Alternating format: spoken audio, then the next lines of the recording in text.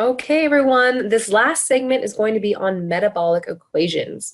And this is something that is going to challenge you, but it's also going to be the thing that sets you apart from many other fitness professionals. I've had so many of my students who go back to me and say, I'm really thankful that I learned metabolic equations. I went and used it on some of my clients. It really kind of set the bar for you to separate yourself from kind of the run-of-the-mill personal trainer, because this is information that a lot of personal trainers don't get. It can be very clinical, but it can be also really helpful with working with just the average person. So metabolic equations are based on the assumption that we can use someone's aerobic capacity, their VO2, to prescribe aerobic exercise. So when we think about VO2, some of you might be thinking about things like this, right? What's really cool about our lab is that we own both types of these metabolic carts. So on the left, you see a woman on a bike and she's kind of hooked up to this hose, and that's kind of your traditional metabolic cart, and it certainly will measure aerobic capacity.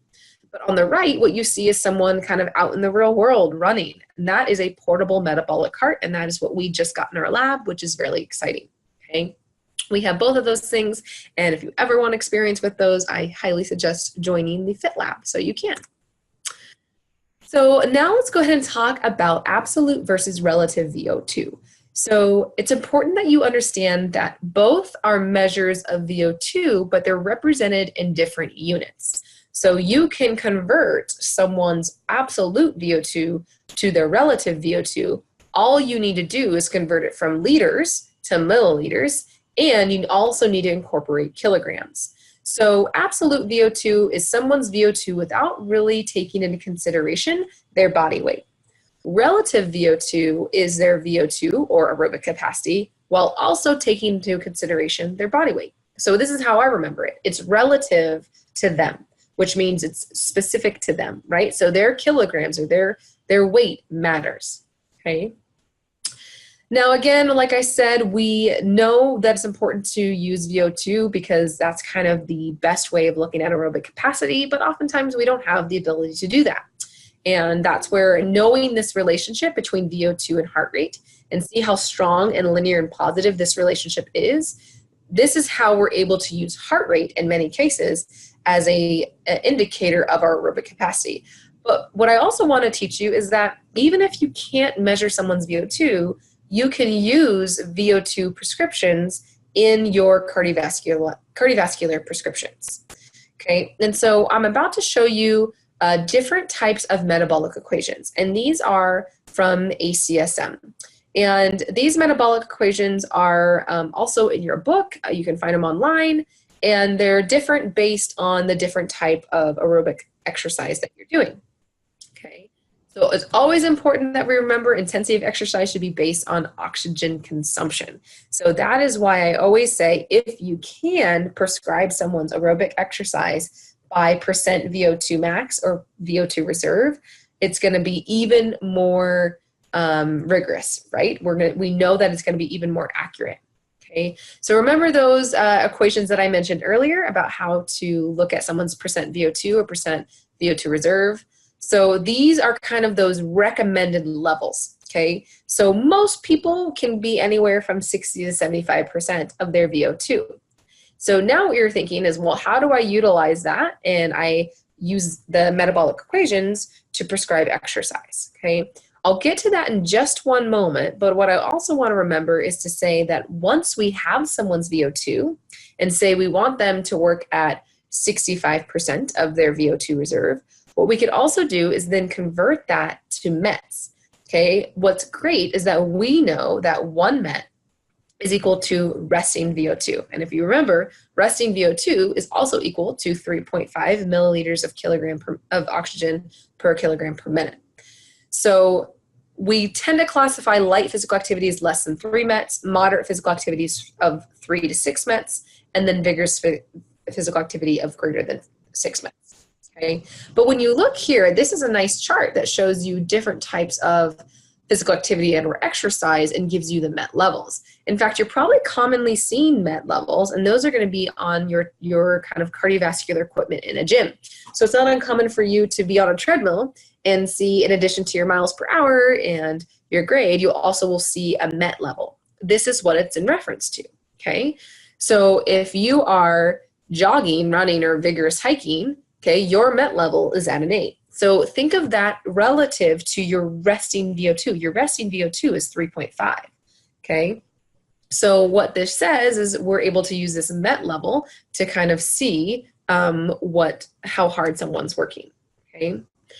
So just a real quick summary of the different methods for prescribing exercise intensity. You can use heart rate reserve, you can use VO2 reserve, you can use peak heart rate or percent heart rate max, you can use peak VO2 or percent VO2, and you can also use RPE and talk test. Now let's get into those metabolic equations, okay? So again, these are estimates of oxygen consumption during a steady state exercise. So what you see here are those equations that I showed you in the very beginning of this lecture: walking, running, biking, arm cycling, which is arm ergometry, and stepping. And what you can do is you can basically say, okay, I want my client at 65% of their VO2 reserve. I'm going to calculate what that is. I'm going to plug that into my VO2 equation here. And then based on that, I can calculate what speed and grade I want them to be at. So you could also do it the opposite way. You can say, all right, I usually have my client run at 5 miles an hour at a 2% grade.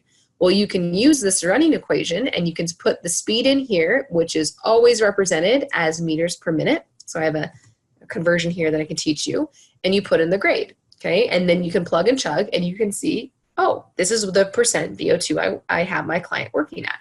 What's interesting is that I encourage you all, if you are currently doing some sort of aerobic capacity exercise prescription, I want you to see what you're giving your client.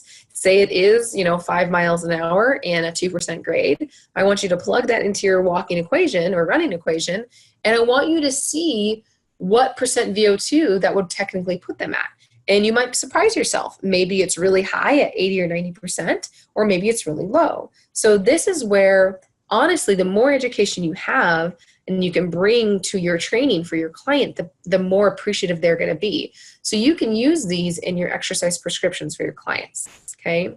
So the speed must be expressed always in meters per minute, okay? And you can do that by converting. We know that for every meter per minute, okay, for every miles per hour, it's equal to 26.8 meters per minute. So that's a conversion that you're going to need to know. So to be clear, I will always, like in your exams, in your quizzes, I will always give you these equations, because in reality, you're not going to have to memorize those, but you will have to do them quickly. And so that's why I'm asking you to know how many meters per minute are in every mile per hour. So again, we know that for every mile per hour, there's 26.8 meters per minute, okay? The grade always needs to be represented in a decimal. So if it is a 2% grade, it's going to be 0.02. If it's a 5% grade, it's going to be 0.05.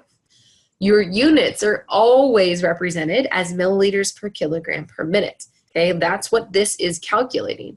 Okay, you then can convert that to absolute, but in the beginning, it's milliliters per kilogram per minute. Your body mass, so for instance, in the biking and the arm ergometry, you have to include body mass. That's going to be included in kilograms. And then your work rate, again, that work rate is included here in arm ergometry, is expressed as kilograms per meter per minute. And I can actually give you how to get that here, okay? I also just have a fun fact here for converting speeds, especially if you have a client who is really into running or walking. It's really important to be able to go from minutes to miles per hour and vice versa, okay? So this is just kind of a FYI for you to be able to know how to do. Whew, that's a lot of information that I just gave you all, and I understand it's complex. So spend some time reviewing those metabolic equations. What we're going to do in lab is, in addition to kind of doing our standard lab, cardiovascular lab, we're going to go through some case studies with these metabolic equations so that you really know how to use them. If you have any questions, please feel free to ask.